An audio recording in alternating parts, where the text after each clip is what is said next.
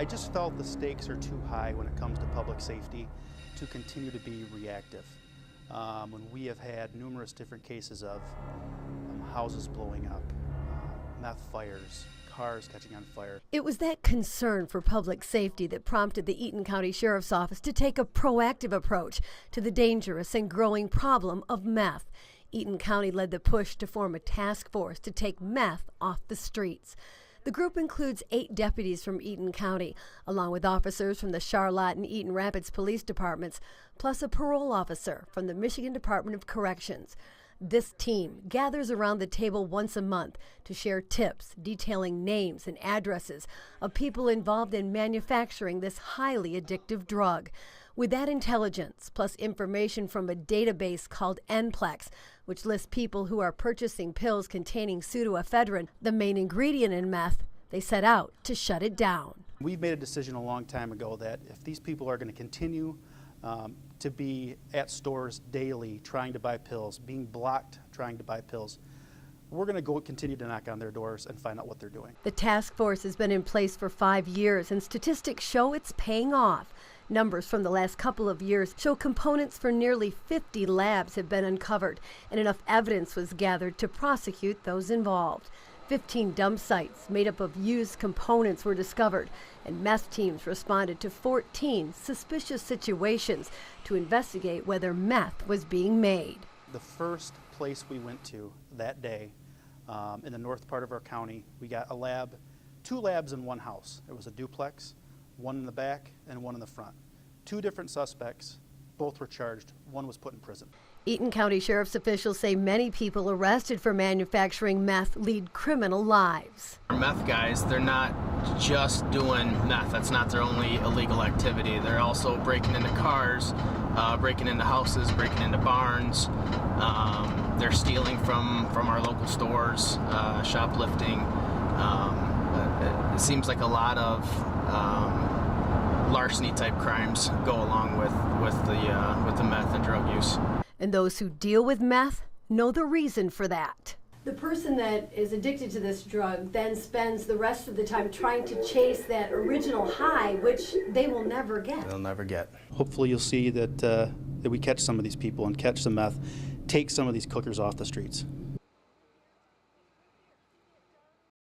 These guys were just following up on some tips that they received that there might be some methamphetamine activity going on. We followed them to the suspected meth lab in downtown Charlotte, located just 100 yards from an early learning child care center, and their information was correct. You want to look. The plastic bottle that's at the base of that trash can is an old Powerade bottle that has the leftover remnants of a one-pot method of manufacturing methamphetamine. The guys are putting on some protective equipment. We're getting a hold of the fire department so they can safely remove that from the scene here. You know, what makes you also concerned about this scene? I think you're seeing a child's chair and some toys. There's obviously a couple of bikes back there, a child's chair, a little baseball bat, and I would think that some of the stuff has been here for a while. And I have no idea how many children are here and if they've been outside playing around it, with it, near it. The meth team gave us an exclusive behind-the-scenes look at what they do once they discover meth. Did that one fail, or did a dog chew that up? It looks like it failed. Contaminating this backyard.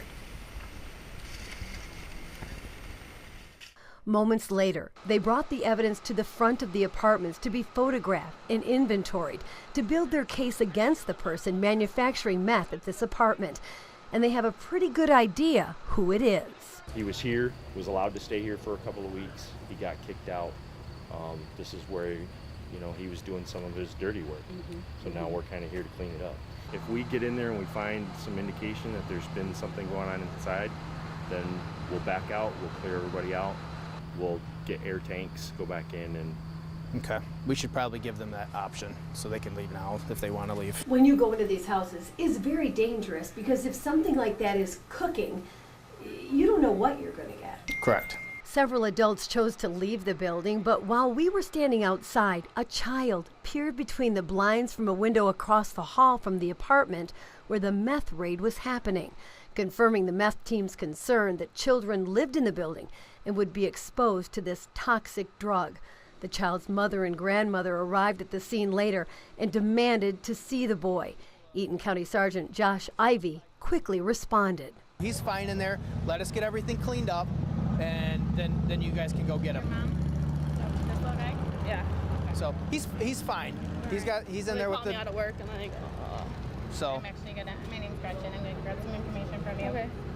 she's from Protective Services. Okay. We have to call if there's children in the area. So for this entire team, protecting the children as well as the community from this dangerous drug is job number one.